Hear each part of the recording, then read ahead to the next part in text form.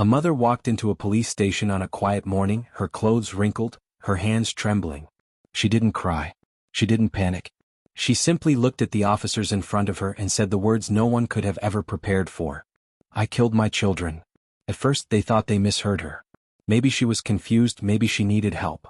But then she said it again. "The voices told me to do it." Silence filled the room.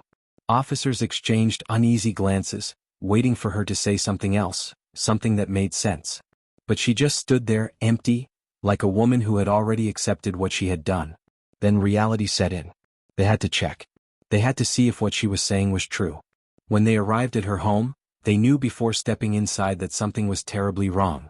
The air was thick, heavy, carrying a scent no one wanted to recognize. And then, they saw them. 2 children, a 7-year-old boy and a 9-year-old girl, their small bodies covered in deep wounds. Blood on the floors, the walls, everywhere. But what made it even worse was how they were found. Trash, boxes, a mattress, all piled on top of them as if someone had tried to bury the truth.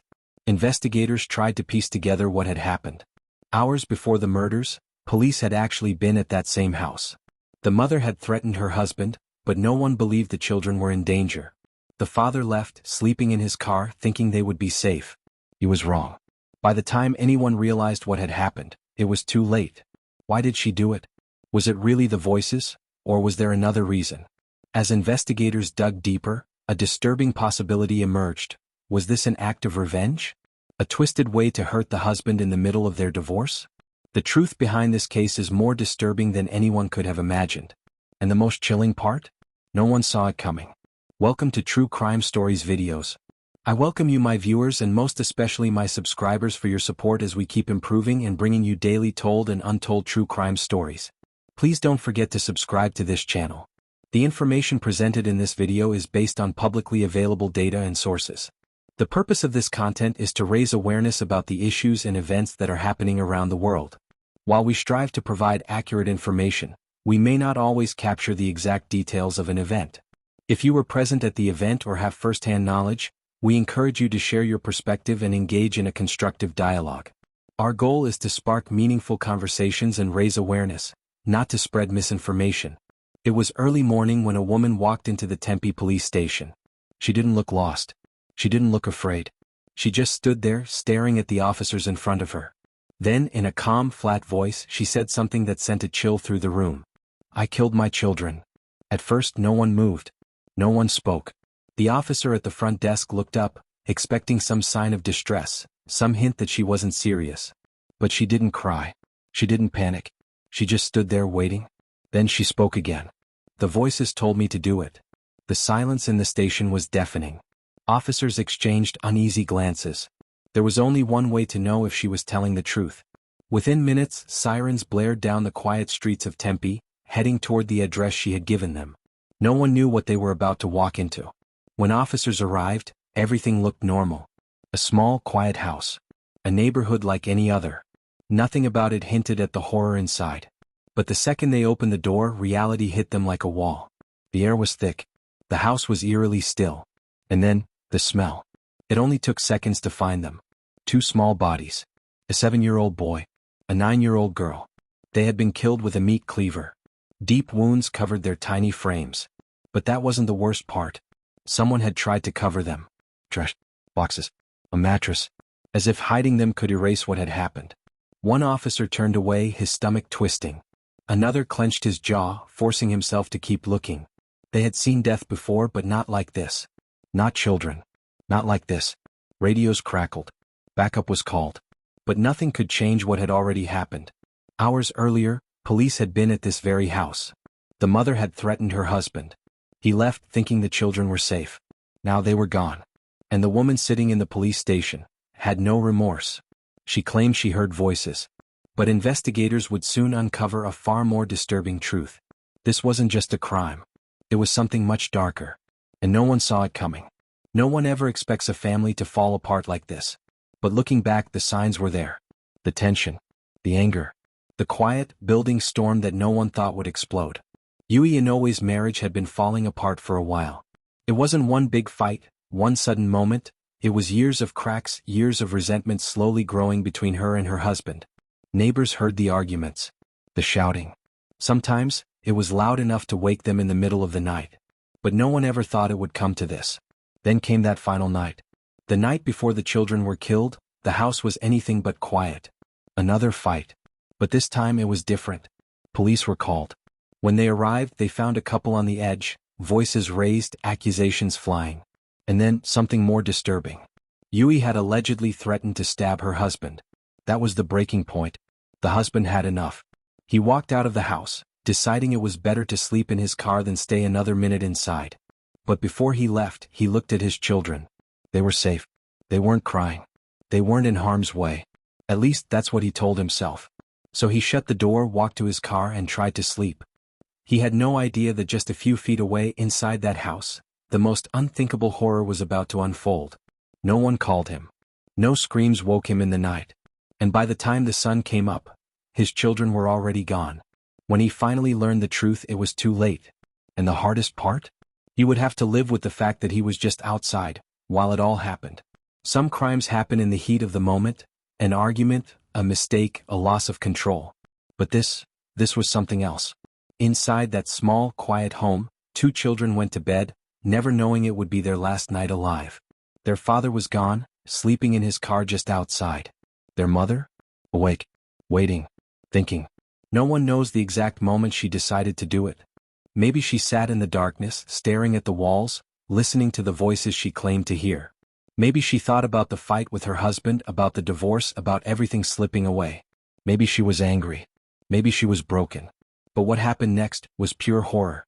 At some point she picked up the meat cleaver. A weapon meant for chopping food, not for what she was about to do. Did the children wake up? Did they see her standing there, holding the blade? Or did she make sure they never even had the chance to scream?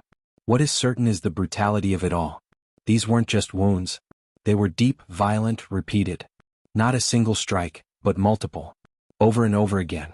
The children didn't stand a chance. And then, as if trying to erase what she had done, she covered them. Trash, boxes, a mattress. As if hiding their bodies could make the reality disappear. And then, silence.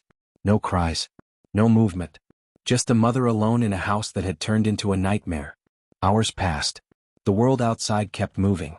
And then, just as calmly as she had committed the crime, she walked into the police station and confessed. But was it really the voices? Or had she known exactly what she was doing? Investigators would soon find out. The crime was done. The confession was made. But for investigators, this was just the beginning.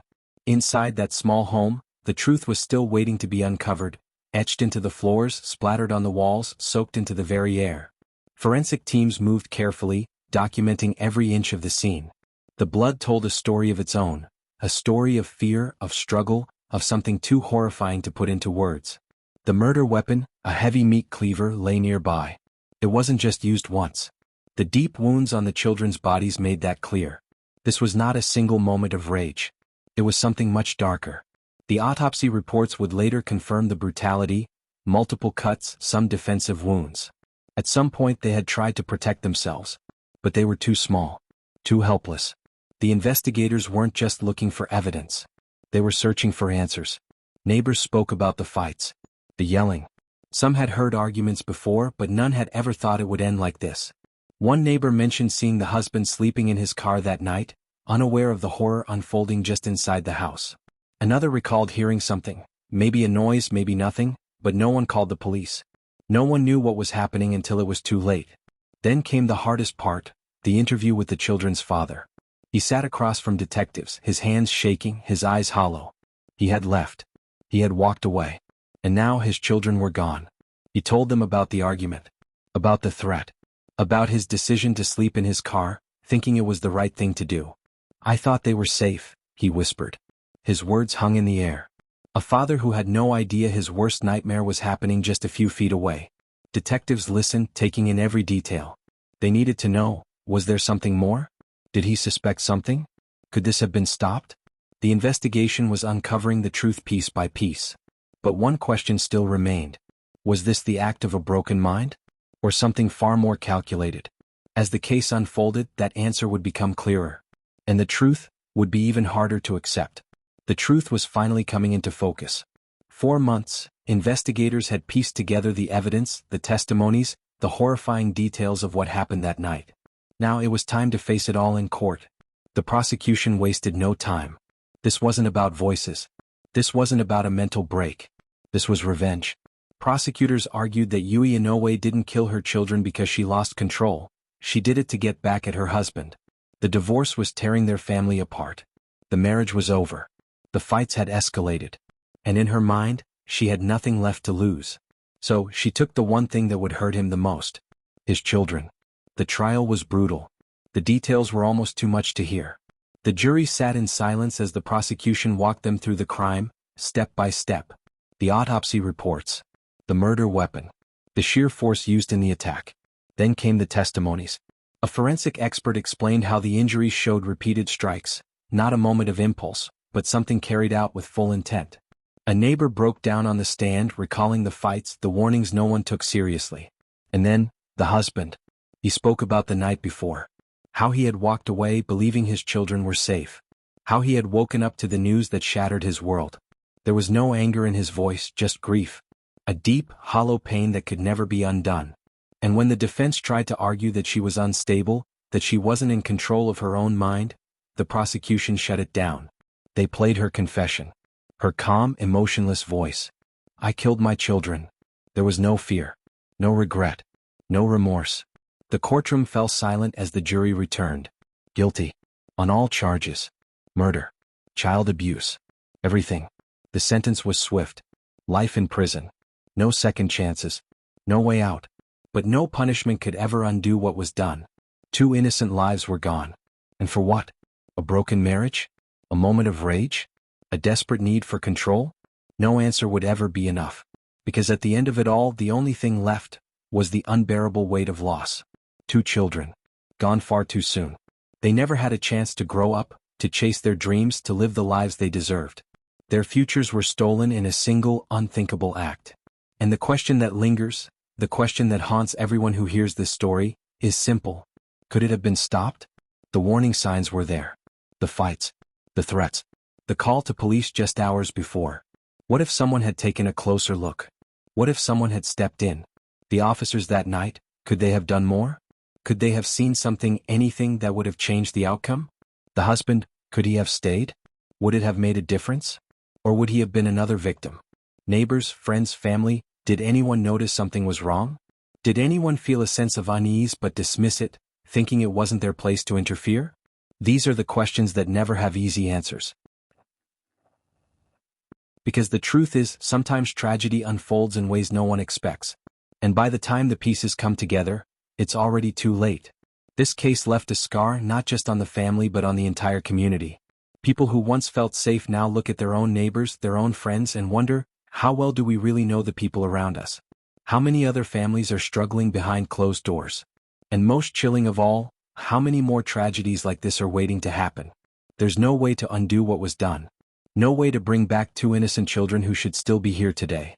But maybe, just maybe, there's something to learn from it. Maybe the next time someone sees a warning sign, they won't ignore it. Maybe the next time a call for help comes, it won't be brushed aside. Because if there's one thing this case proves, it's that the smallest choices, the ones we barely think about, can be the difference between life and death. And no one ever realizes it, until it's too late. Thanks for watching till the end. Please don't forget that the information presented in this video is based on publicly available data and sources. The purpose of this content is to raise awareness about the issues and events that are happening around the world. While we strive to provide accurate information, we may not always capture the exact details of an event. If you were present at the event or have first-hand knowledge, we encourage you to share your perspective and engage in a constructive dialogue. Our goal is to spark meaningful conversations and raise awareness, not to spread misinformation.